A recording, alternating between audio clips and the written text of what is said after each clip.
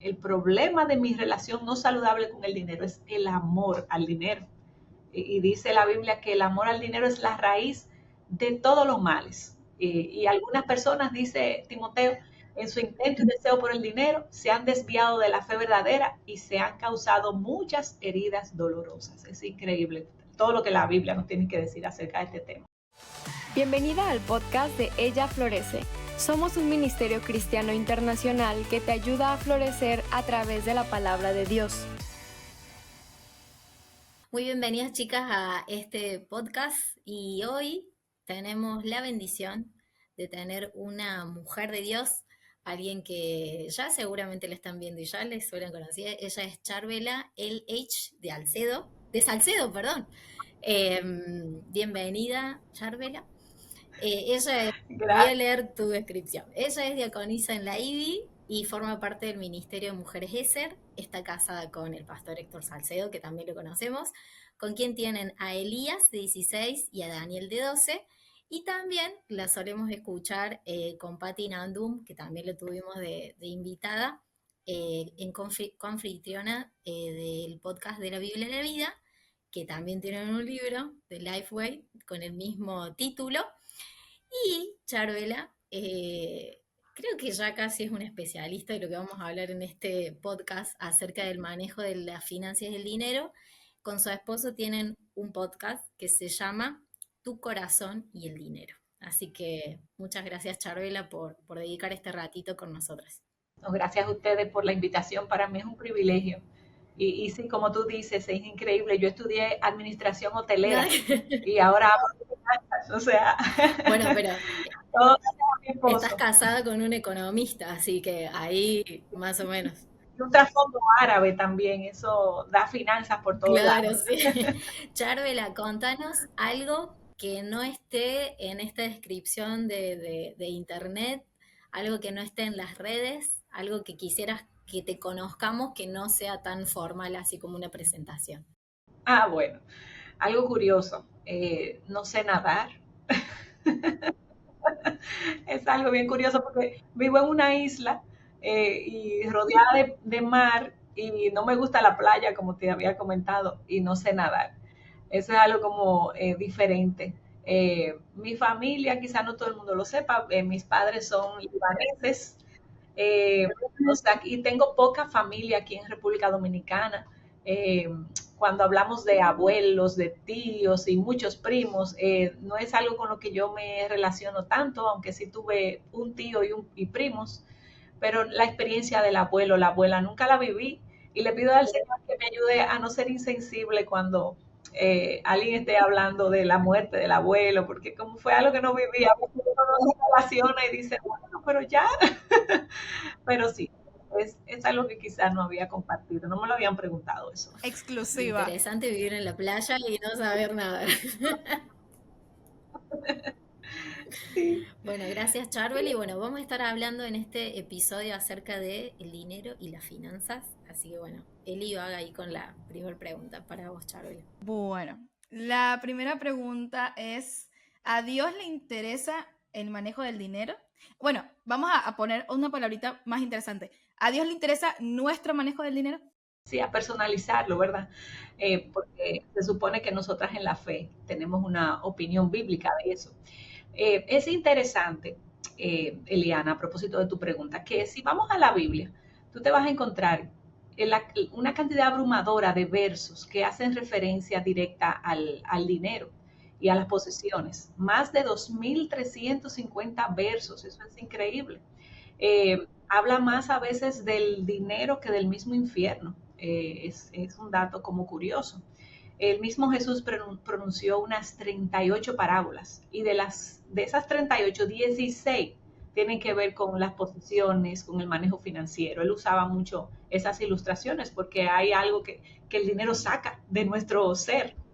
Y en el Nuevo Testamento se estima que hay un 10% de versos que hacen referencia a este tema de los tesoros terrenales. Entonces, con todos esos datos, tú pudieras decir, bueno, sí, Dios tiene un interés especial sobre el dinero, porque lo enfatiza mucho a través de la Biblia, pero en realidad a Dios no le importa el dinero. Lo que a Él le importa es tu carácter, lo que tú haces con el dinero. Entonces, si a Dios le importa el dinero, no, a Dios le importa tu carácter. Esa sería la respuesta. No sabía esos datos, ¿no? Qué lindo cuando sabemos más profundamente, decimos, ah, wow, eso no lo sabía.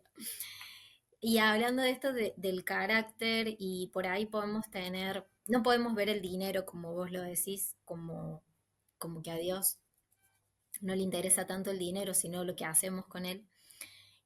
Y por lo general no tenemos como una buena relación con el dinero, ¿no? Nuestro corazón está ahí, Jesús habla de eso, de ese corazón en las riquezas.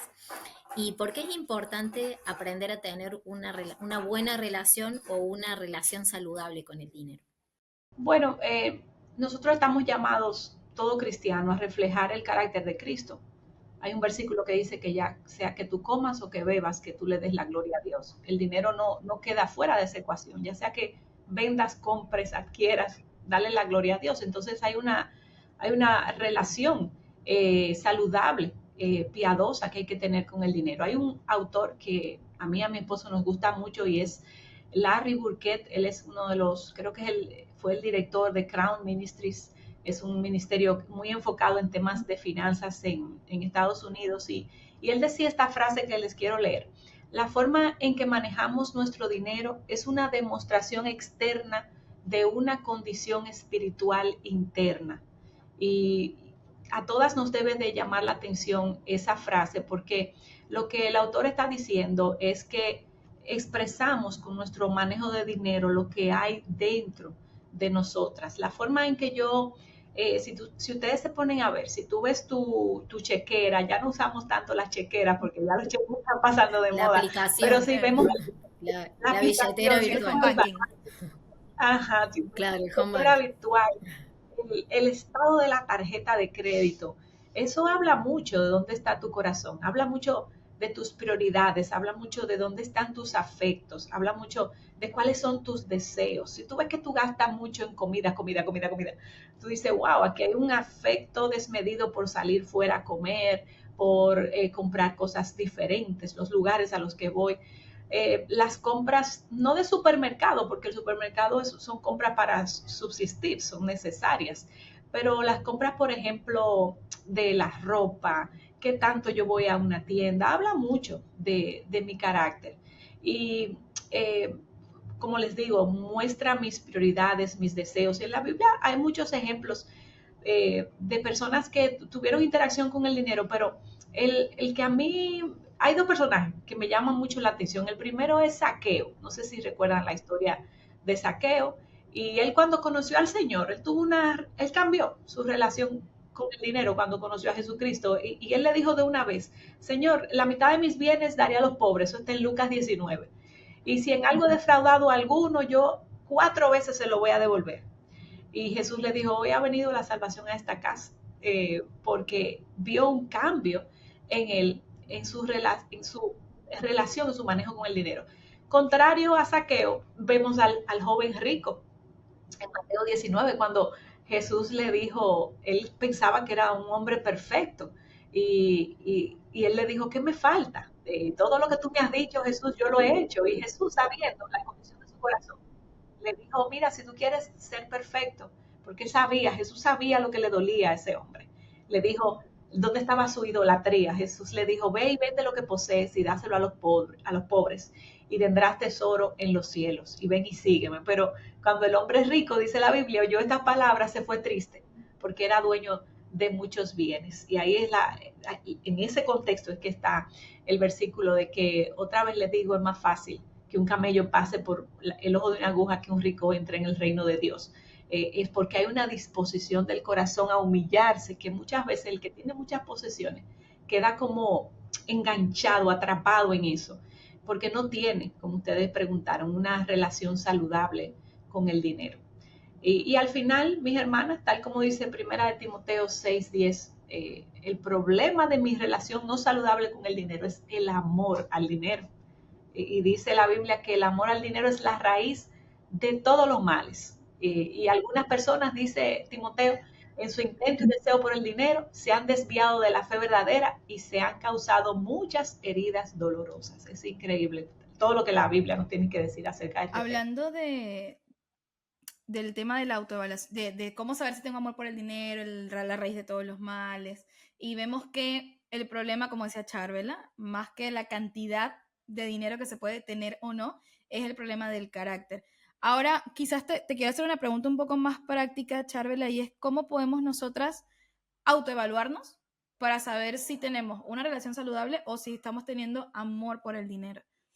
Sí, yo quiero citarte 7 preguntas que hace mi esposo, es el autor del libro Finanzas Bíblicas. Lo digo a manera de que eso sea un instrumento que hemos visto alrededor nuestro, de cómo ha sido de mucha ayuda para crear una nueva perspectiva acerca de las finanzas de una forma bíblica. Y en uno de sus capítulos él hace esa pregunta y nos ayuda a evaluar nuestro amor al dinero, porque recordemos que la Biblia dice que si hay algo engañoso es el corazón. El corazón es engañoso y a veces nosotras decimos, no, yo no amo el dinero, pero hacemos cosas que muestran que en verdad yo tengo un apego no piadoso a las cosas materiales. Y tú pudieras hacerte estas 7 preguntas que quiero enlistarte. La primera es, si estoy dispuesta a pecar para ganar más. No sé cuántas de ustedes se han preguntado eso. ¿Y cómo lo vemos de forma práctica? Aquellas que tenemos, que manejamos negocios, que tenemos que pagar impuestos. Muchas de nosotras, por ganar más dinero, mentimos en nuestras declaraciones de impuestos, evadimos impuestos. Eso es muy común aquí en República Dominicana. Lamentablemente los mecanismos de supervisión no son tan buenos, hay muchas formas de evadir. Y muchas personas le cobran, por ejemplo, a los clientes a lo que nosotros llamamos ITEVI o el tax, para que se entienda quizá más generalizado.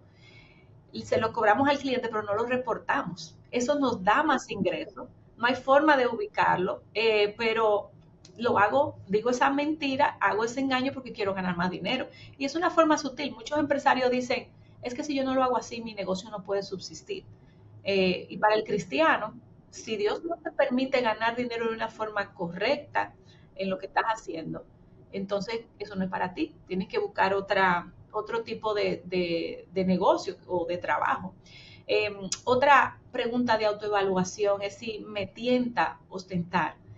Muchas de nosotras a veces, las mujeres, las carteras, y si tiene el nombre de la marca, mejor, y bien grande. Y me la pongo aquí adelante para que todas la vean. Y la verdad que es un tema del corazón. A veces el dinero nos engaña y nos empuja a mostrar lo que tenemos y amamos eso. Es una muestra de que amamos mucho la vanidad y amamos el ostentar. Otra pregunta es, ¿amo el dinero? ¿Qué tan generosa soy entonces? No, yo no amo el dinero, pero yo no ayudo a nadie. Bueno, entonces quizás tengas un problema de generosidad, ¿cierto? Otra pregunta, casi nunca estoy contenta con lo que tengo. A veces pensamos que el gozo debe de venir cuando yo tengo todos mis problemas resueltos o mucho dinero en el banco. Pero Dios prueba el corazón también y nos dice, tú amas demasiado la comodidad del dinero. Cuando Dios, que es el dador de todo, no te ha dado todo lo que tú quisieras tener y tú no estás contenta con lo que tienes. Entonces tú tienes un apego al tema económico porque eso está marcando tu grado de felicidad y eso es un problema. Otra pregunta es, si elijo mis amistades conforme al estatus social. Santiago tiene un par de versículos que habla del favoritismo y nosotras somos muy dadas a, si llega una mujer muy bien vestida o que está muy fashion, queremos ser su amiga, queremos buscarle el lado, decimos los dominicanos, queremos estar cerca y que me vean con ella. Quizás si es un empresario muy conocido, yo quiero que me vean, si es alguien famoso, porque nos encanta como mostrar un estatus social, yo pertenezco a él, cuando obviamente Jesús, que fue el Rey de Reyes y Señor de Señores, quien tenía a todo el universo a su disposición, nació en un pesebre. Entonces a veces se nos olvida ese detalle de humildad que el dueño de todo tuvo. Otra cosa es que me quejo de la escasez, yo lo mencioné un poquito ahorita, pero cuando yo me quejo de la escasez, porque Dios fue que te puso en la escasez, Dios fue que lo ha permitido para formar algo en ti, me quejo porque entonces no estoy contenta. Y la última pregunta es que me olvido de Dios en la abundancia, y hay un proverbio, el proverbio 30, que lo voy a mencionar quizá ahorita más adelante en otro punto que quiero comentarles, pero es ese versículo que dice, no me des mucho para que te pueda olvidar. Y es impresionante cómo a veces cuando tengo mucha abundancia, yo no oro al Señor por provisión, no oro ni siquiera, Señor, dame oportunidades de ser generosa, muéstrame quién necesita a mi alrededor para poder bendecirla. Y esas son esas 7 preguntas de autoevaluación que cada una de nosotras debería hacerse y ser honesta con nosotras, porque el cambio viene cuando somos honestas. Al final, Dios conoce mejor el corazón de nosotras que nosotras mismas. O sea que si tú diste una respuesta engañosa a una de esas preguntas, quien debía saber la respuesta la sabe mejor que tú. Tú lo que le tienes que pedir, como decía el salmista, revélame, Señor, si hay en mí camino de perversidad y guíame por el camino bueno. Ese es nuestro trabajo. Me acordaba ahora que decías eso acerca de cuando estamos bien, digamos, económicamente. El libro de Deuteronomio, cada 3 versículos, justo en los capítulos que estoy leyendo ahora, cuando entres en la tierra que te di, cuando comas de las cosechas que no trabajaste, cuando tengas una casa linda, cuida de no olvidarte. O sea, el Señor todo el tiempo en la abundancia, porque ellos habían sido esclavos y habían estado tantos años, ¿no?, en el desierto, iban a entrar a una tierra que ellos no habían trabajado para tener todos los recursos. Y el Señor les advierte ahí en ese momento, no se olviden que esto no es suyo y que ustedes lo están teniendo de gracia, igual que nosotros podemos tener el dinero. Y quiero conectar también esto con esta idea que hemos tenido los cristianos por muchos años, de que como Jesús era humilde, es mejor entonces tener poco dinero y está mal tener mucho dinero. Entonces, la pregunta es, ¿el uso correcto del dinero tiene que ver con la cantidad que tengo? O sea, ¿es mejor tener poco dinero que tener mucho? Ya fuiste un poco respondiendo, pero para que nos amplíes un poco más este punto. Bueno, aquí cabe bien ese versículo que les mencioné, se lo completo. Es Proverbio 30, el 8, pero la parte B hasta el 9. Y dice el proverbio, recuerden que Proverbios, para que nos están oyendo, Proverbios no es un libro doctrinal, sino es un libro de sabiduría, consejos, que si te llevas de ello, hay alta probabilidad de que te vaya bien, pero no hay garantía, porque vivimos en un mundo caído. Pero Proverbio 38b dice, no me des pobreza ni riqueza, dame a comer mi porción de pan, no sea que me sacie y te niegue y diga quién es el Señor, o que sea menesteroso y robe y profane el nombre de mi Dios. Yo veo aquí como un balance. Los dos extremos pudieran ser pecaminosos. Nosotras tendemos a decir que el que tiene mucho tiende a pecar y que es malo tener mucho. Todo lo contrario. Si Pablo, creo que a Timoteo le habla a los ricos y le dice en otras palabras, no recuerdo exactamente el versículo, pero Pablo le dice, disfruten lo que ustedes tienen, que Dios se lo dio, pero compartan, no se olviden de compartir. Y es como un recordatorio a todo el que tiene posesiones de que, óyeme, si tú tienes algo, Dios te lo dio. Y si tú tienes poco, Dios no te lo ha dado. Y conectado a eso, hay un versículo que creo que nos ayuda a nosotros a entender el balance entre lo mucho y lo poco. Entre la cantidad que yo tengo, cómo debe ser el acercamiento del corazón hacia las finanzas, hacia mi economía. Y es el mismo apóstol Pablo en Filipenses, creo que, se me olvidó el versículo, pero se los voy a leer. Yo soy malísima, ya se van a dar, yo también, soy malísima tranquila. para la comunicación de versículos. Increíblemente uno vive enseñando esto, pero a mí ese chip no me lo pusieron cuando yo nací. Tengo que tener todo escrito. Pero bueno, es Filipenses y creo que es 4. Comenzando del versículo 11, él dice, no que hable porque tenga escasez, pues he aprendido a contentarme cualquiera que sea mi situación. Sé vivir en pobreza y sé vivir en prosperidad. En todo y por todo he aprendido el secreto tanto de estar saciado como de tener hambre, de tener abundancia como de sufrir necesidad. Y dice el verso 13, que es muy conocida por nosotras, todo lo puedo en Cristo que me fortalece. ¿Y cuál es el secreto? Pablo está diciendo aquí, miren, yo sé vivir en pobreza, parece que estuvo en pobreza, y creo que sí, y sé vivir en prosperidad, porque Pablo en un momento también fue alguien muy de alto rango, vamos a decir. Y también era constructor de carpas, él tenía su propio negocio, se autosostenía, muchas veces entendemos que sí, que pudo autosostenerse con su trabajo, con el trabajo de sus manos, pero bueno, la clave de ese versículo de Filipenses, que es la carta del gozo, este hombre escribiendo desde la cárcel, él dice, he aprendido a contentarme, cualquiera que sea mi situación. Lo primero que quiero hacer notar de eso es que el contentamiento, la actitud de estar contento es algo que se aprende. Yo no nazco con eso.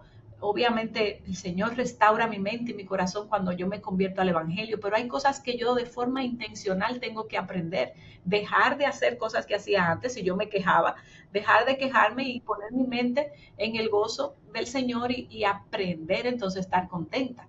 Pero algo interesante que muchas a veces no sabemos es el significado de esa palabra contentarme. Esa palabra en el original es autarquía. A mi esposo, que es economista, le encanta explicar esa palabra porque es un término que usan mucho los economistas.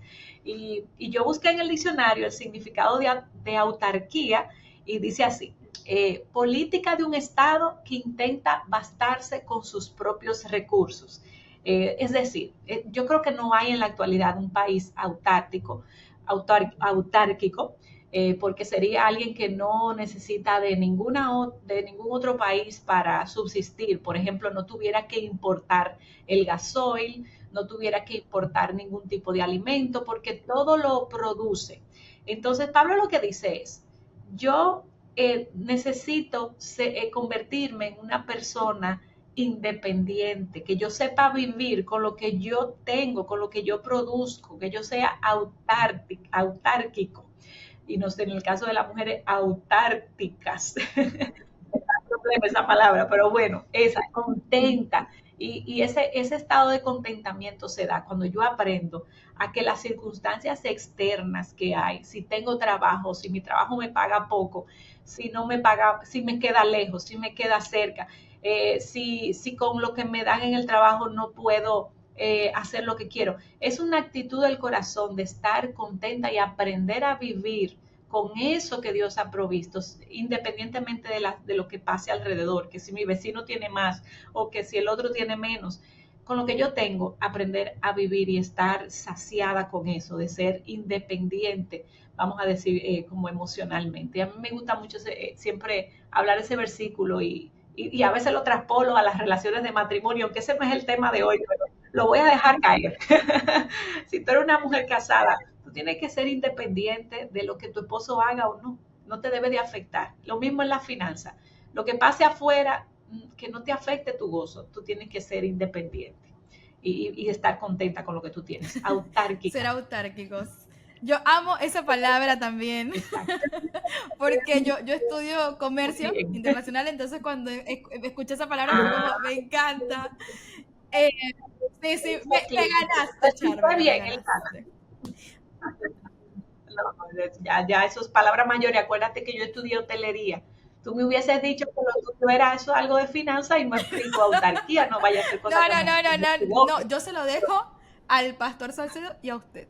Bueno, me acordaba, algo que quería comentar rapidito, me quedó mucho el tema de cuando Dai preguntaba acerca de la cantidad, y Charvela decía acerca de, bueno, ¿estás siendo generoso o no? O sea, con esta cantidad que tienes. Recordaba al buen samaritano, porque cuando el samaritano va y rescata a la persona, ayuda a la persona que estaba en condiciones muy precarias, vamos a decirlo de esta manera, el samaritano le pagó todo. O sea, él vino y le dijo, bueno, pon todo esto a mi cuenta, lo que él necesita ponlo a mi cuenta, y a veces con ideas distorsionadas que tenemos del dinero, como que no podemos bendecir a otros con lo que el Señor nos dio, y eso era algo que quería comentar. Y también para conectarlo con la siguiente pregunta, que es cómo... Déjame hacerte un comentario en esta parte, Eliana, aprovechando.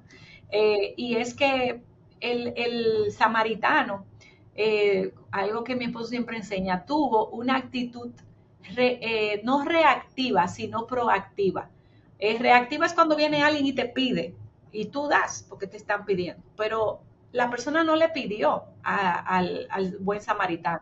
El samaritano fue proactivo y sacó de donde quizás no tenía para ayudar a esa persona, y es la actitud que todo creyente debería tener. Yo tengo que estar atenta buscando oportunidades de poder servirle al otro antes de que el otro me pida, incluso abrir los ojos para eso. Quería hacer esa nota. Acá en Argentina, por ejemplo, últimamente tenemos muchas personas que piden por la situación económica, y pensando en esto del buen samaritano, el samaritano bendice a alguien enemigo, ¿no?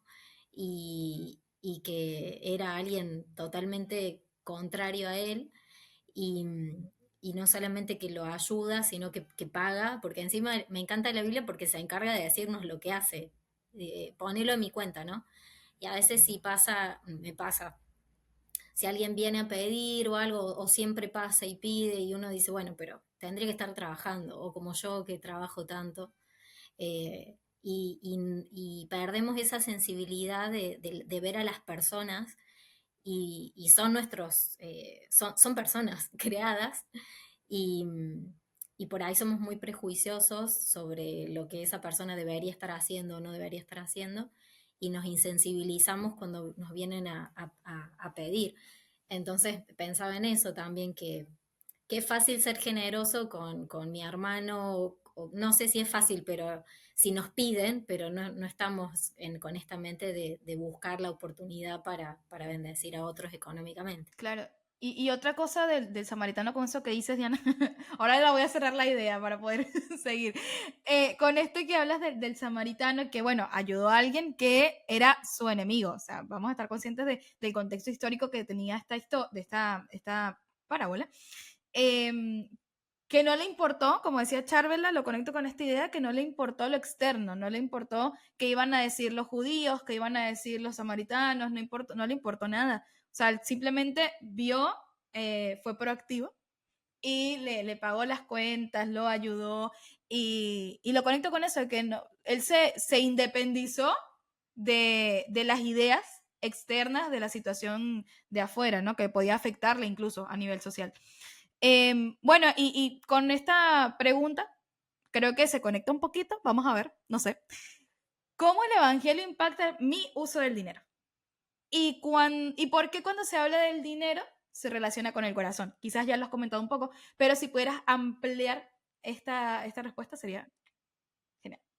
Al final, cada pregunta se va, porque al final es un tema del corazón y siempre vamos a terminar en el corazón cuando hablamos del dinero, porque ahí es que del corazón es que emana la vida, ¿verdad? Entonces, con relación a esa pregunta que tú haces, sobre todo la relación corazón-dinero, mi esposo, como ustedes saben, es pastor, y dentro de la iglesia, él, solo para los miembros de la iglesia, él da algunas consejerías con relación a temas financieros a los miembros. Entonces, un miembro se acerca, solicita con el pastor economista, así que le dice, y le trae muchas veces las dificultades económicas que están pasando, buscando una solución o una idea de cómo poder resolver sus problemas financieros.